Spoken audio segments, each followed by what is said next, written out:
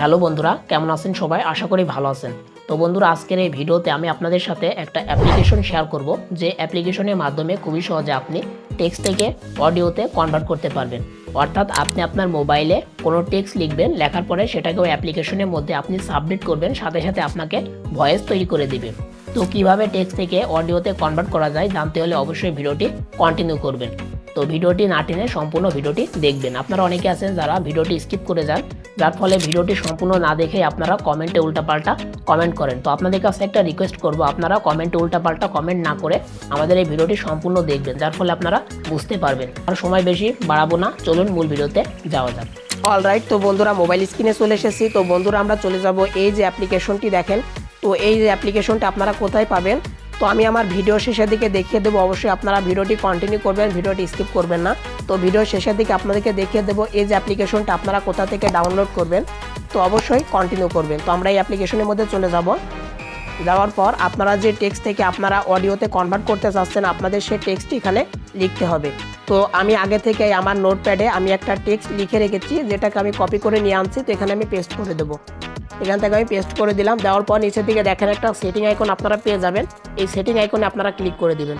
তো সেটিং আইকনে ক্লিক করার পর এখানে দেখেন যে উপরের দিকে যে স্পিচ রিকগনিশন অ্যাড, এখান থেকে এই আর অপশনে ক্লিক করবেন। তো আপনাদের হয়তো এখান থেকে যে সিস্টেম ডিফল্ট স্পিচ ইঞ্জিন এটা থাকতে পারে। তো আপনারা এখান থেকে যে স্পিচ রিকগনিশন অ্যান্ড সিনথেসিস এই অপশনটা আপনারা সিলেক্ট করে দিবেন। দেওয়ার পর নিচের দিকে দেখেন যে স্পিচ ভয়েস, এখানে দেখেন যে এর অপশন আছে। এই আর অপশনে আপনারা ক্লিক করে দিবেন। এর অপশনে ক্লিক করার পর আপনাদের হয়তো অন্য কোনো ল্যাঙ্গুয়েজ থাকতে পারে, আপনারা অবশ্যই এখান থেকে বাংলা করে দিবেন।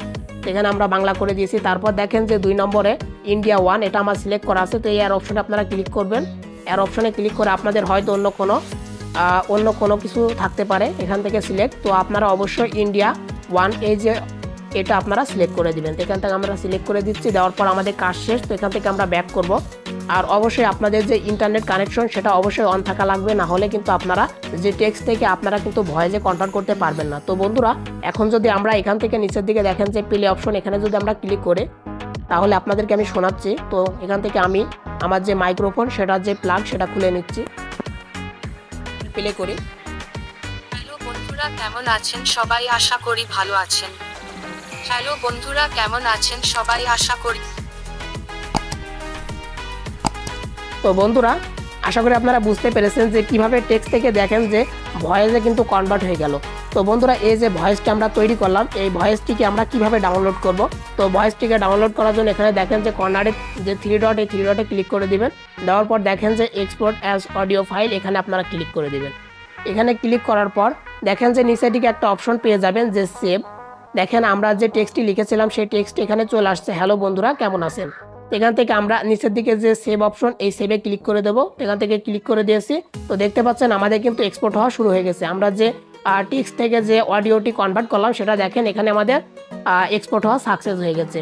তো এখন আমি আপনাদেরকে ফাইলে গিয়ে দেখিয়ে দিচ্ছি। তো আমরা ফাইলে চলে যাব। যাওয়ার পর যদি অডিওতে যাই, তো দেখেন বন্ধুরা, আমরা যে টেক্সট থেকে যে অডিওটি কনভার্ট করলাম সেটা এখানে আমাদের কিন্তু অডিওতে সেভ হয়ে গেছে। তো আশা করি আপনারা বুঝতে পেরেছেন যে কিভাবে আপনারা যে কোনো টেক্সট থেকে আপনারা অডিওতে কনভার্ট করবেন। তো বন্ধুরা, এক্ষেত্রে আপনারা বিভিন্ন ধরনের গান কিন্তু আপনারা টেক্সট আকারে লিখে কিন্তু সেটাকে আপনারা কিন্তু অডিওতে কনভার্ট করে নিতে পারেন। তো বন্ধুরা, আশা করি আপনারা বুঝতে পেরেছেন। যদি কারো কোনো সমস্যা হয় বুঝতে, অবশ্যই আমাকে কমেন্ট করবেন। আমি আপনাদেরকে বুঝিয়ে দেওয়ার চেষ্টা করব বা আপনাদের প্রবলেমগুলো সলভ করে দেওয়ার চেষ্টা করব।